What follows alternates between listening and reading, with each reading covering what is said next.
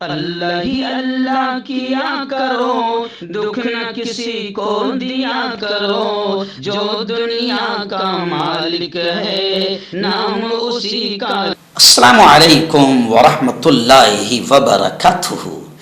आइए नाज़रीन, आज की स्पेशल शॉर्ट न्यूज़ में बात करते हैं जजों को बीजेपी दे रही है बड़े बड़े इनाम। अब जाहिर बात है, जजों को बीजेपी बड़े बड़े इनाम दे रही है तो कौन कौन से जजों को इनाम मिलेगा? वही जजों को इनाम मिलेगा जो बीजेपी के हिसाब से फैसले सुनाएगी। और ये मैं नहीं कह रहा हूँ, आज के उर्दू न्यूज़ में बाकायदा एक पूरा आर्टिकल छपा है।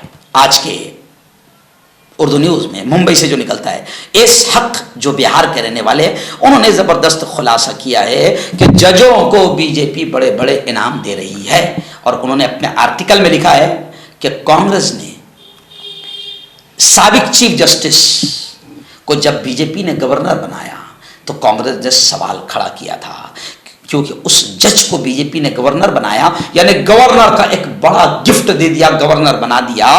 कौन से जज को? जिस जज ने अमित शाह को क्लीन चिट दिया, बरी।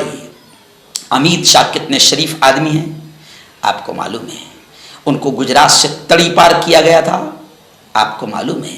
लेकिन अमित शाह पर से गुजरात फसादात के सारे जितने इल्जाम थे वो सब क्लीन चिट हो गए और अमित शाह एकदम दूध के धुले पाक पवित्र बन गए और अब मुल्क के गृह मंत्री है। तो अमित शाह को क्लीन चिट जिस जज ने दिया उसको बीजेपी ने गवर्नर बनाया, तो कांग्रेस ने सवाल की थी गवर्नर बनाने पर।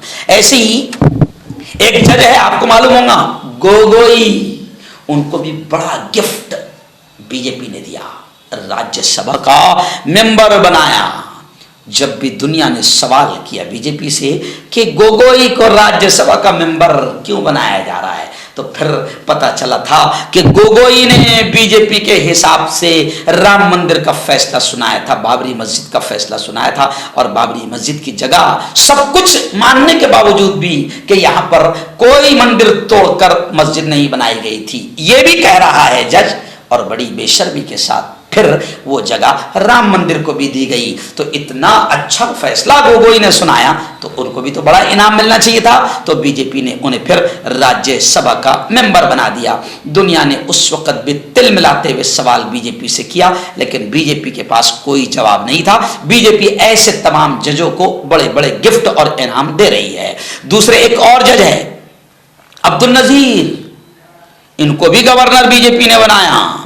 तब एक लीडर महुआ मोइत्रा ने सवाल उठाया था और उन्होंने कहा था कि मिलाड, जज से कहा कि मिलाड आप भी बड़े बेशर्म निकले, तो खैर उनको भी बड़ा इनाम मिल गया।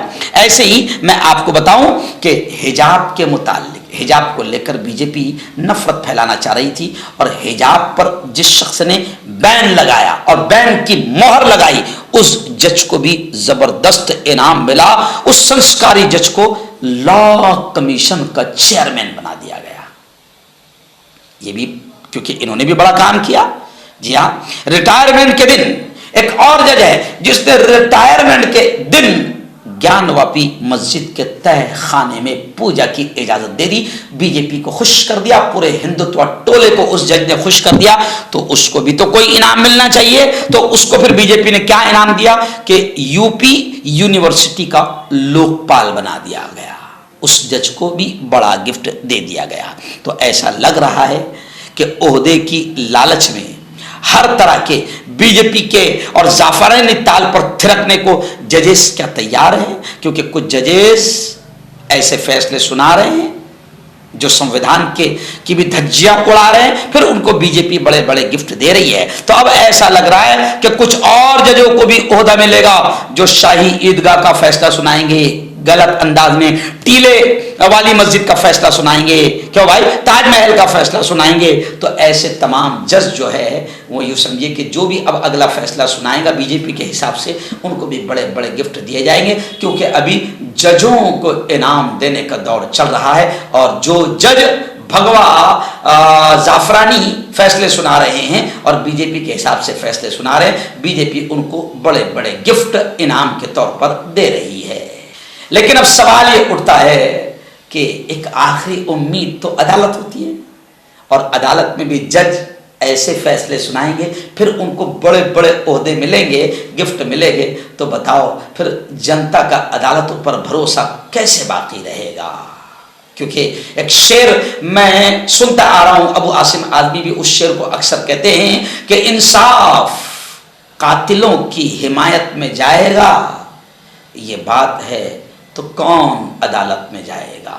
तो जजों से हाथ जोड़कर अपील है कि खुदा के वास्ते अदालत की बेइज्जती न करें, इंसाफ और कानून की धज्जियां न उड़ाएं।